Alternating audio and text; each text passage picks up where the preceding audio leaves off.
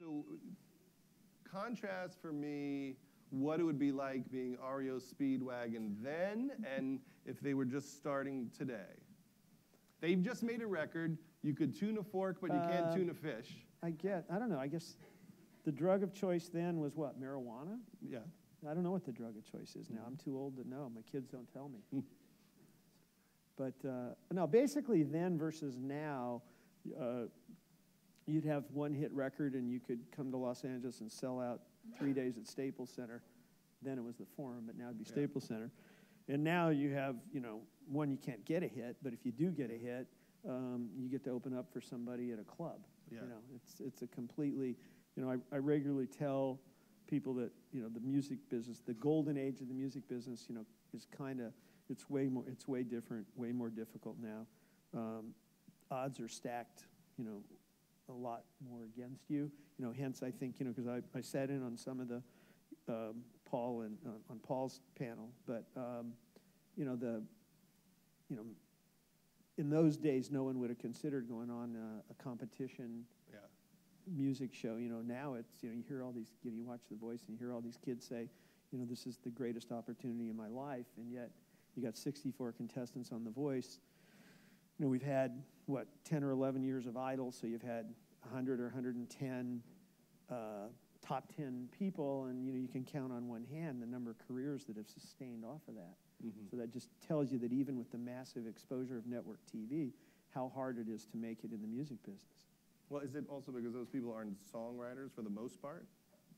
I think it's both, but we live in an age now where, which I think is healthy, where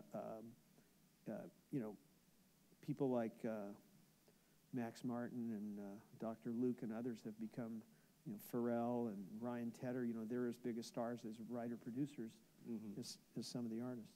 But what is the big obstacle now to having a hit? Is it that there's there's kind of no rock radio, isn't it? I mean... Well, one, I think it's a lot of things. It was obviously started with internet theft of music.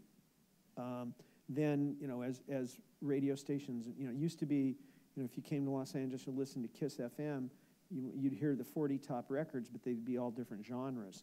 Now every station is a targeted, kind of narrow-casted program thing. So, when you happen now, you get a niche audience, but you don't, very few break through to the, there's very few Lady Gaga stories which break through to a massive audience. And zero rock and roll that seems to break through the top 40. Well, I would say Muse, Kings of Leon, there's been some great rock and roll stories the past couple of years. Yeah. But fewer of them, certainly, than when we grew up. I'm not hearing it on Hits 1 on Sirius. I don't... Well, you hear Sex on Fire on Kings of Leon when it was a hit, I think. And so what, so is the turning point, you think, when theft started, and then what theft about... and choice. I think it's all the, and also used to be very expensive to record a record. Now that's the cheapest thing. You make them at home. And so, but kids seem to listen to way more music now. Which I think the good news is there's more interest in music. I think music has more of an impact. Mm-hmm. It's more the soundtrack of people's lives, but it has way less monetization. Yeah. And that's the live business is, I would call it still healthy, but it's it's not what it was. Yeah.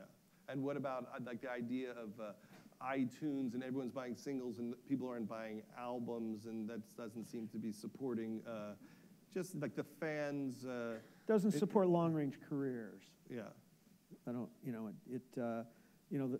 the icons, the names that you grew up with in the 70s and 80s, now, especially with tracks, you do get, a Katy Perry or Rihanna rule pop radio now. They have 10 hits, but you still go and, when we put tickets on sale, you still have this, little thing in your stomach saying, I think it's an automatic sellout, but you never know until you put them on sale. But no one's making Tommy. There's Nobody, no rock operas anymore. No. I mean, when iTunes started and the labels gave in on Steve Jobs' demand that everything be sellable by track, that ostensibly has made the end of what I would call the concept album is over. You So know? would we say Steve Jobs ruined music?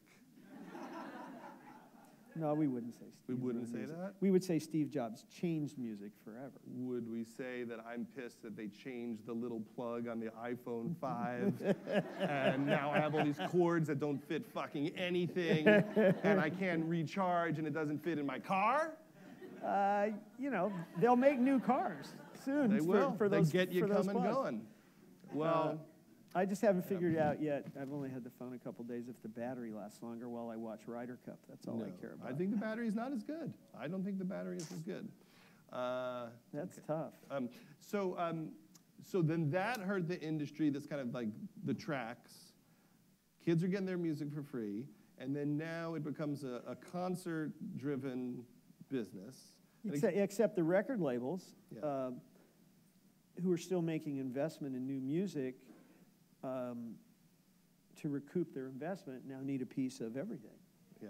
You know, the so-called 360 deal. So, you know, a lot of these artists have fallen under these deals that require them to pay even a piece of their live revenues through to the labels. You know, and again, you know, but, you know, kind Who of thought of that?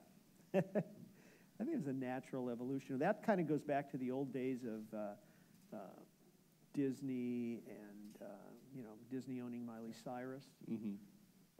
So when I first heard about that, it was always like Madonna signed a deal for every aspect of her business. But for younger bands, those were Live Nation deals before I got there. Is that a bad thing for young artists? Are they getting money or advances, or like they're actually Well, just selling off if you're a their pop business? artist and it's going to require millions and millions of dollars, other than, you know, selling drugs, I guess, that's the way to finance it. Yeah.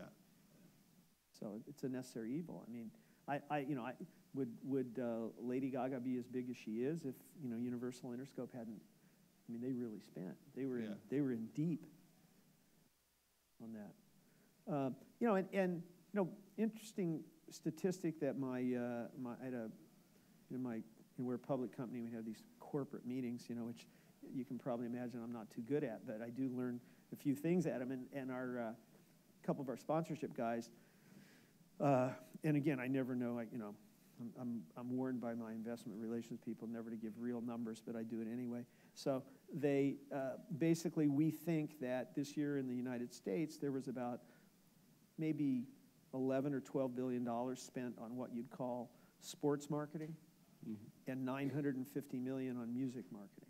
So it's like 12 to 1. So you know, again, it's that advertiser model. You know, in the old days, you know, nobody would want a sponsor affiliated with their imaging. You know, now it's almost a must. You know, and so now we're all in a race of how to legitimize to Madison Avenue that, you know, you get a bang for your buck in as much or more of a bang for your buck in music as you do in sports. And I really do believe that, you know, the proliferation of tracks and the ability, you know, whether it's streamed radio or internet radio, whatever, you hear so much more music and it's so portable. Although I have a problem with the quality, but that it does create more interest in music. And so what's hopefully going to replace that is that, you know, some of this sponsorship, marketing, advertising money is probably better spent affiliated with music. We have regular research that will tell you that, you know, music is a more connected, loyal brand, you know, than a sports team. Mm-hmm. And do you think that just the environment of the business raises or lowers the quality of the music right now? You know, I don't really think there's good or bad music. Music, to me, I love music so much that when I listen to it, I can almost talk myself into liking just about anything. Mm-hmm.